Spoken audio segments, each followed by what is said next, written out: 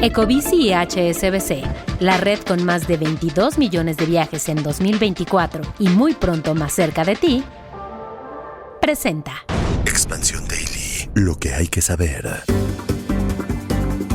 Los nuevos ministros llegan a la Suprema Corte cargados de simbolismos. También los recortes al gasto y el récord de recaudación marcan el primer año de Sheinbaum y las pequeñas y medianas empresas gastan hasta 7,000 pesos para alimentar el algoritmo. Es martes 2 de septiembre, yo soy Gonzalo Soto y esto es Expansión Daily. Esto es Expansión Daily, lo que hay que saber. Lo importante del día con los editores de Expansión. Expansión Daily, lo que hay que saber. Bienvenidos. Bienvenidos y bienvenidas a un episodio más de Expansión Daily. Suscríbanse a este podcast para que no se pierda ninguno de nuestros capítulos. Hoy está conmigo Lidia Arista, reportera de Expansión Política. Muy buenos días, Lidia, ¿cómo estás? Hola, Gonza, muy buen martes, muy feliz de estar por acá, sobre todo en un día que tenemos para comentar muchísimas notas. Ha sido Sobrevivimos.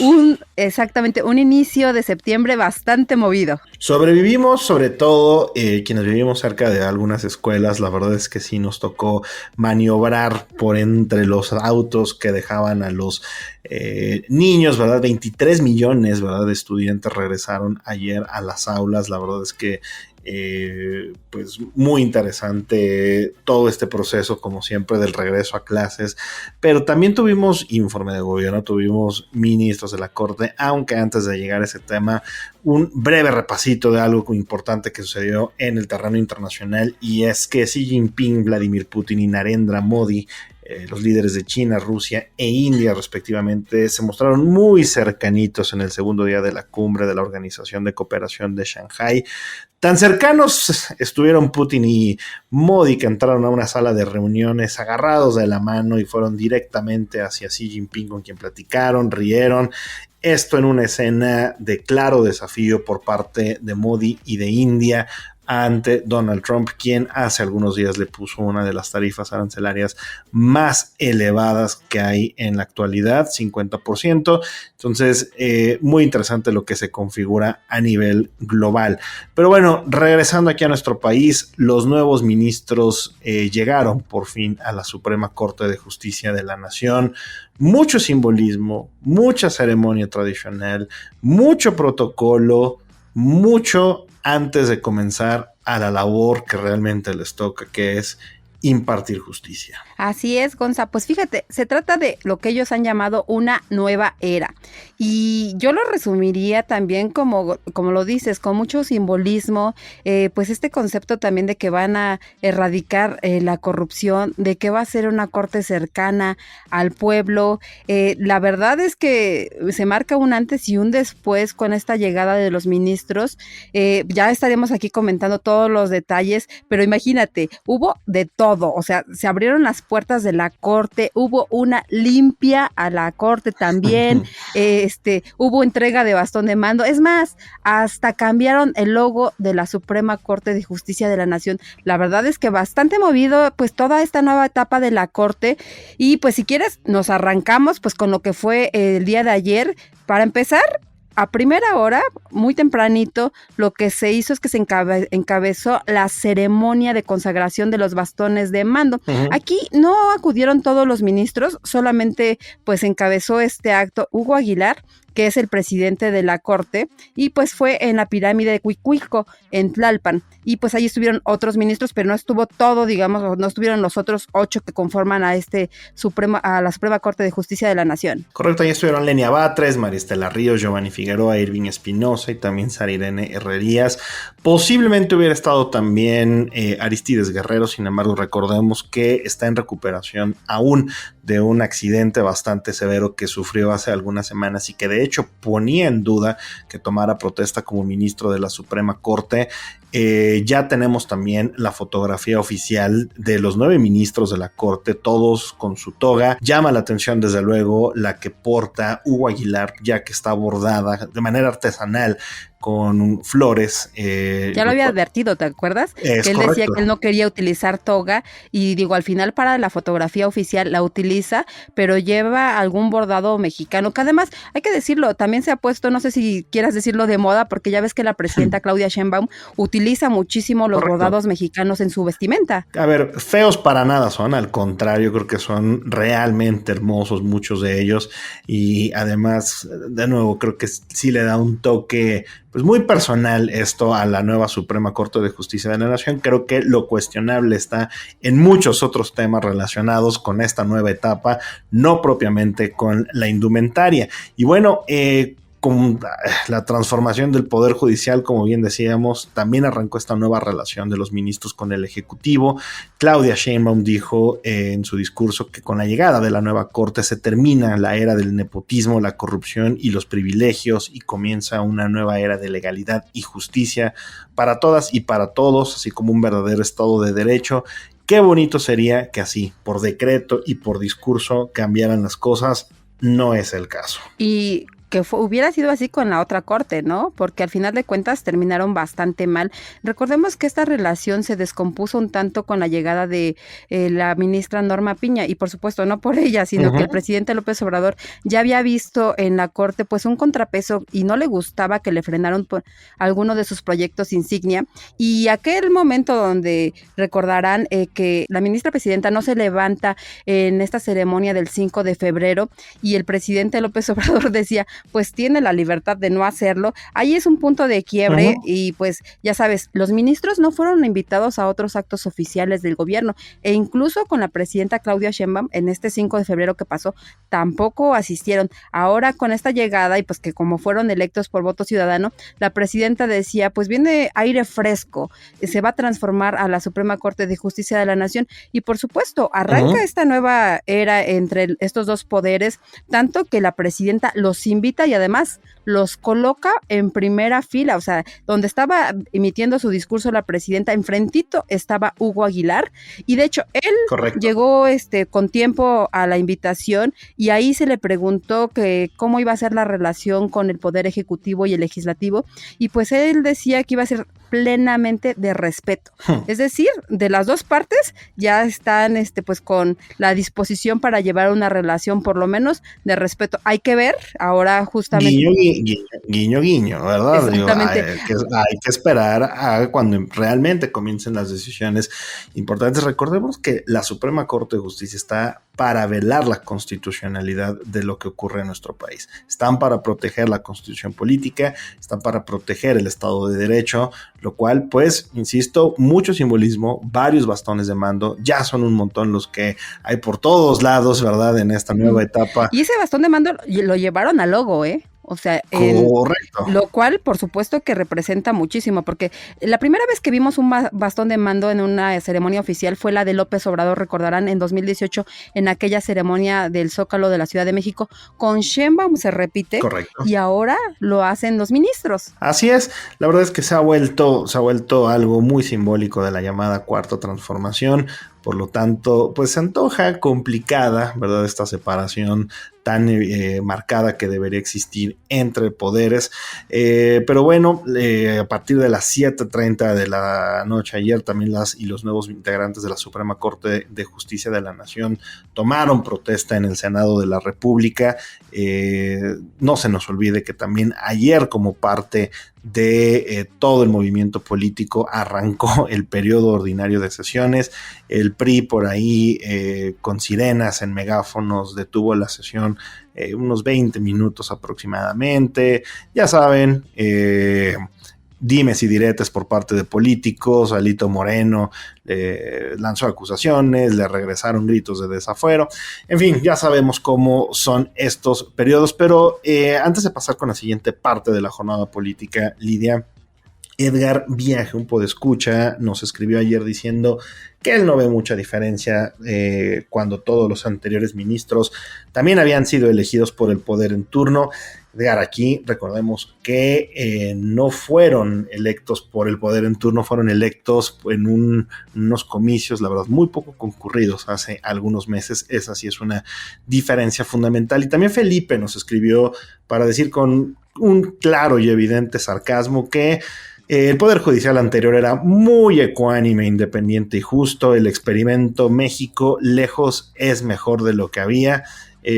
Miren, la verdad es que varias veces mencionamos en estos micrófonos que efectivamente el Poder Judicial anterior, la verdad es que era indefendible, tenía muchas carencias, falencias claras, pero la realidad es que este modelo, de acuerdo con muchos especialistas que hemos consultado y experiencias internacionales como la de Bolivia, tampoco presagian, ¿verdad?, muchos éxitos. Ya hemos hablado también de la enorme curva de aprendizaje que viene para varios de los ministros. Pero bueno, hubo informe de gobierno y ¿qué nos dijo? ¿Qué nos contó la presidenta Claudia Sheinbaum? Pues la presidenta estuvo bastante contenta, porque todo lo que presentó, pues para ella eran avances, pero déjame decirte esto, ella hizo un atento llamado porque dice que se requiere de empresarios todavía más activos. Ella estuvo acompañada por empresarios, por ejemplo, como Carlos Slim, que es de Grupo Carso, Germán Larrea, de Grupo México, Francisco Cervantes, que también es presidente del Consejo Coordinador Empresarial, Daniel Chávez, de Grupo Vidanta, y por supuesto Altagracia Gómez, que es la asesora de la Presidencia de la República y coordinadora del Consejo Asesor de Desarrollo Económico Regional y Relocalización de Empresas.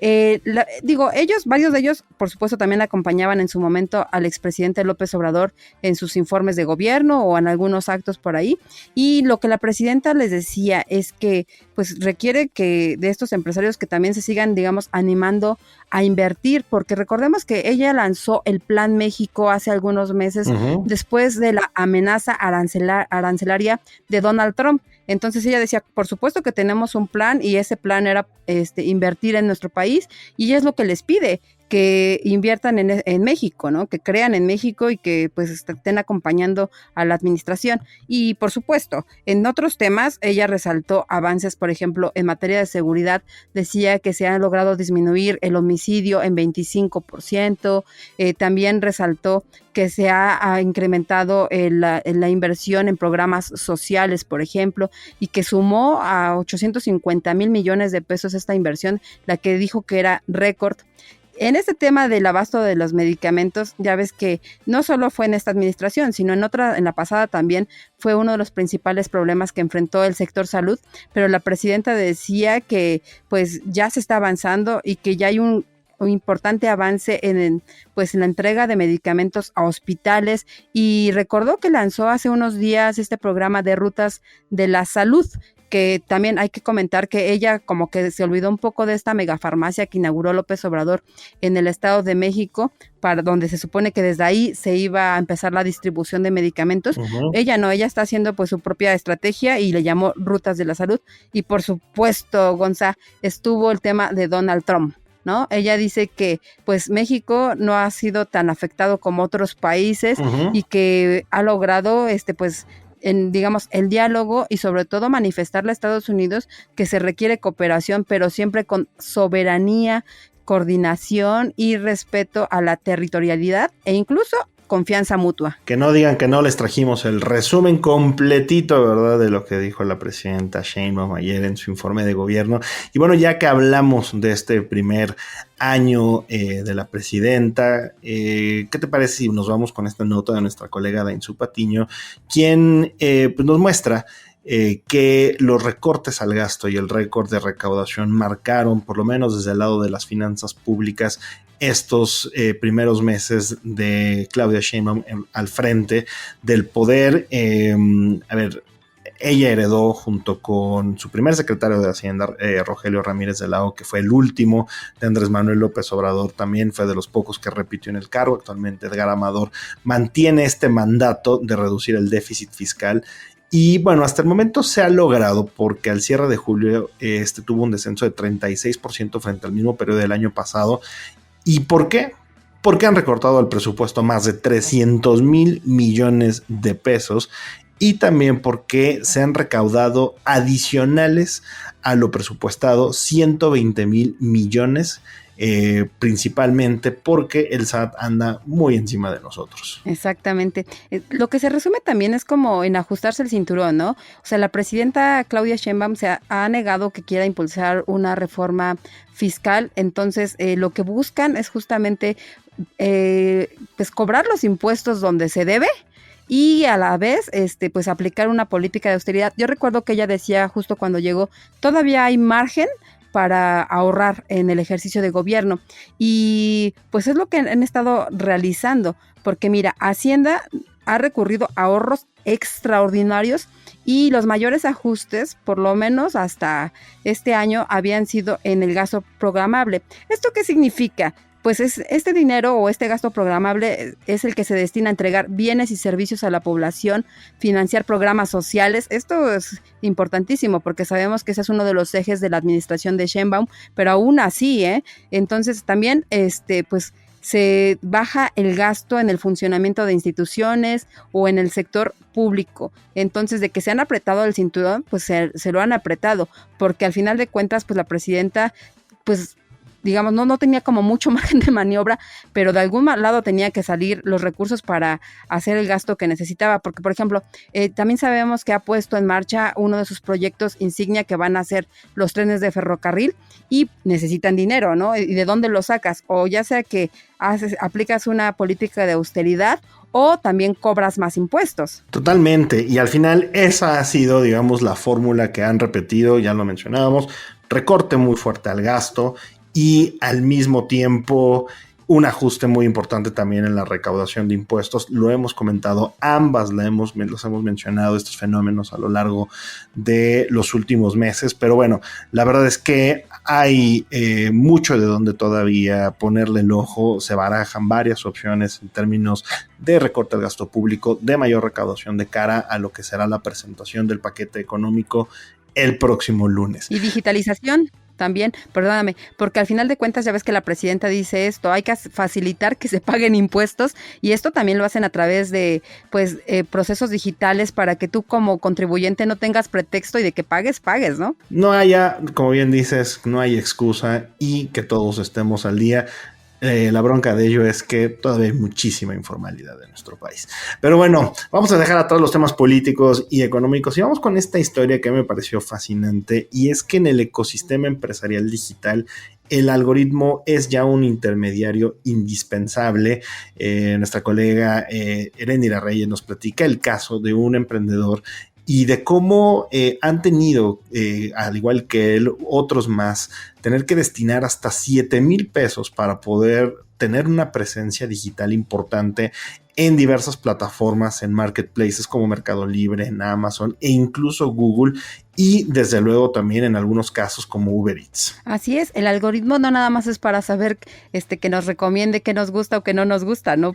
Sí. Ahora justamente si tú vendes necesitas invertir para que aparezcas entre las primeras opciones en las plataformas, lo cual, pues ya sabes que cuando te metes tú a adquirir algo, de hecho algunos te dicen patrocinado, ¿lo has notado? Es total, sí, claro, lo he notado varias veces, pero ojo, esto al final del día, Lidia, responde precisamente a la necesidad de colocarte como emprendedor dentro de las preferencias de los usuarios. Es decir, es como pagar un comercial, digamos, en su momento en televisión o en radio o un anuncio en algún tipo de publicidad en exterior. Bueno, en el mundo digital es ahí en donde han tenido que meterle desde por lo menos 3,000 pesos hasta 7,000 en promedio más o menos para poder tener una oportunidad de competir en este entorno. Sobre todo con el hecho de que cada vez se compra más en línea, ¿no? O sea, con la pandemia mucha gente dejó de salir e incluso hacer su despensa.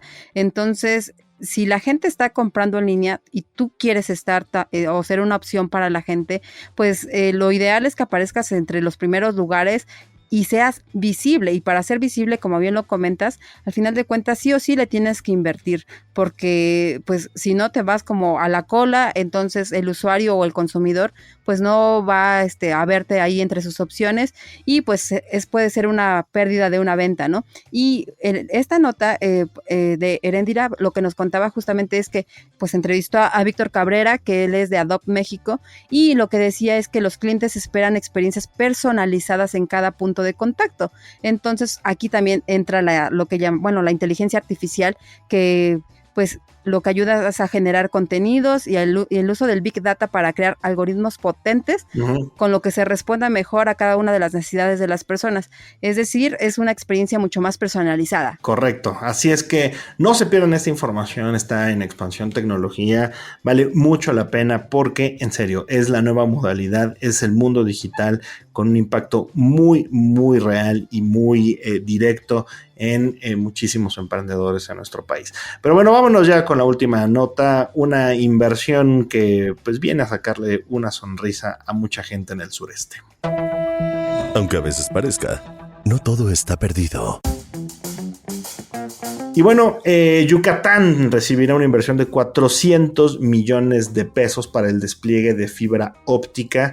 Este fue un anuncio realizado por Megacable, la empresa liderada por Enrique Yamuni. El objetivo será ampliar esta red que les mencionaba de fibra óptica en la península hacia 2026. El sureste del país todavía tiene una brecha digital muy, muy importante por las complejidades técnicas que implica desplegar ahí redes de telecomunicaciones, pero bueno, para eso le van a meter esta lana y tener una mayor presencia en esa región. Esta nota la debimos haber dicho con un bomba, ¿no? Porque es una buena noticia, porque además de estos 400 millones de pesos se van a sumar a los 650 millones que ya se ha destinado a Yucatán desde 2023, y el dinero sirve para fortalecer pues su infraestructura y ampliar la cobertura de servicios para el sector residencial, empresas, industrias y el sector público.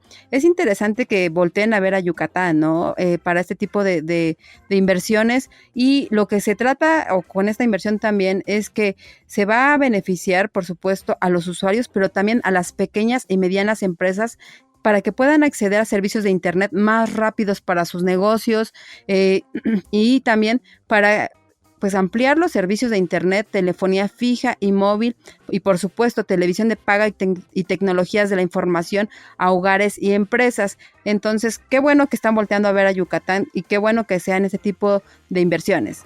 Correcto. Y bueno, ya con esta información positiva damos cierre a este daily muy político, porque así fue este arranque de septiembre. Muchas gracias, mi querida Lidia, por habernos acompañado y habernos explicado tanto de lo que sucedió ayer. Muy buen arranque de mes para todos, que sea un gran mes y que no piensen en eso que están pensando de alerta sísmica, por favor, porque siempre empieza septiembre y como que nos da este miedo, ¿no? Sí, incluso nada más aguas. Estadísticamente septiembre no es el mes con más sismos, nada más para que lo sepan. Así es que todos tranquilos. Y ya saben también que toda la información sobre estos y otros temas está disponible en expansión.mx. Leemos sus comentarios en nuestras redes sociales, todas @expansiónmx. Nos escuchamos mañana.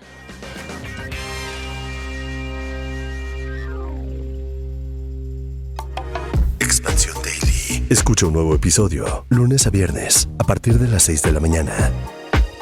Expansión Daily es un podcast de Expansión. Este episodio llega a ti gracias a rss.com, el podcasting hecho simple.